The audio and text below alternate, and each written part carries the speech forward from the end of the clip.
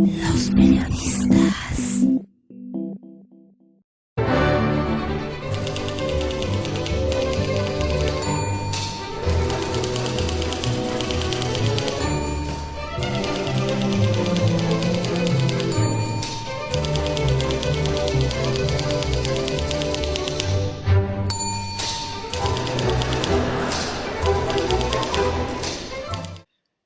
El presidente López Obrador no deja de sorprender a sus rivales. En su afán por mantener el control del mando hasta el último minuto de su sexenio e incluso prolongarlo a través del fomento de nuevas instituciones, de nuevas realidades. En ese sentido, bien podría rectificar algunas de las premisas del ejercicio de la política. Una especie de adaptación al pensamiento mexicano del arte de medrar. Llevar al pueblo mexicano a una escalera de ascenso con alfombra roja para crecer, para sentirse por encima de la clase opresora derivada del neoliberalismo. Sin duda, López Obrador, estudioso de la ciencia política y de la historia del país, sostiene su plan impecablemente definido desde el inicio de su gobierno y ha hecho posible que sus verdaderas intenciones permanezcan el mayor tiempo ocultas, creando espectáculos mediáticos o materiales para entretener al pueblo, y dentro de ese pueblo está también la oposición, los partidos rivales a su proyecto. El presidente, además de ocultar sus verdaderas intenciones, manipula con acierto la mente del contrario y el corazón de sus seguidores.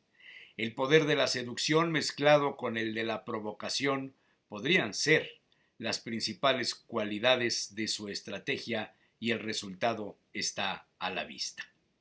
Luego de la llamada revocación de mandato, para muchos un fracaso por la escasa votación, Morena y el presidente se alzan con el triunfo frente a sus seguidores y retan a la oposición a combatirlos en las urnas con un mínimo de votos necesarios para llegar a Palacio Nacional, unos 18 millones.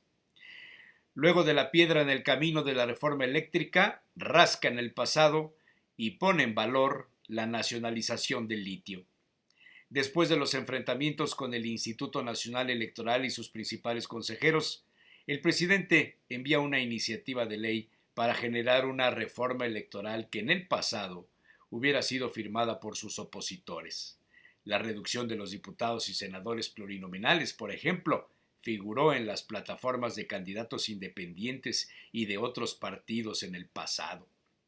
Atizar un golpe al avispero es un acto de provocación mayúsculo cuando el público no está preparado para hacer frente al ataque de las avispas y no cuenta con la protección debida. Esa pareciera ser la actitud de la oposición frente a los dos proyectos inmediatos: la desaparición del INE y la respectiva creación del Instituto Nacional de Elecciones y Consultas, con las consecuencias de concentración de las decisiones y la eliminación de los organismos estatales, aunado al veto a los grupos de poder para proponer consejeros de organismo electoral. Será el pueblo, será la democracia. ¿La oposición alguna vez soñó con esto?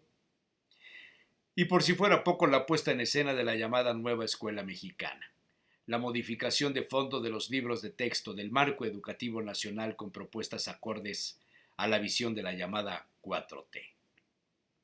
Todo eso en medio de un galimatías de persecución mediática a periodistas, fusilamientos pacíficos a legisladores que no le apoyan, amenaza de denuncias ante la Fiscalía General por traición a la patria, cuya repercusión podría ser la desaparición de la oposición en San Lázaro o acaso la decisión expresa de disolver el Congreso, como lo apuntan algunos analistas expertos en la materia.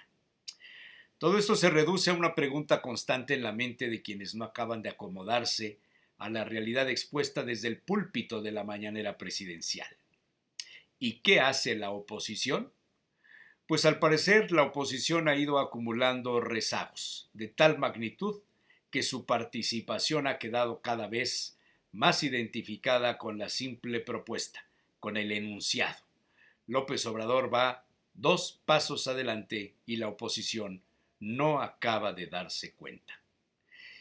Mientras el presidente está afincando los puntos estratégicos de la sucesión y la reforma estructural del sistema político, eliminando la fuerza de los grupos de poder tradicionales en el pasado, los partidos de enfrente no acaban de definir sus verdaderos objetivos.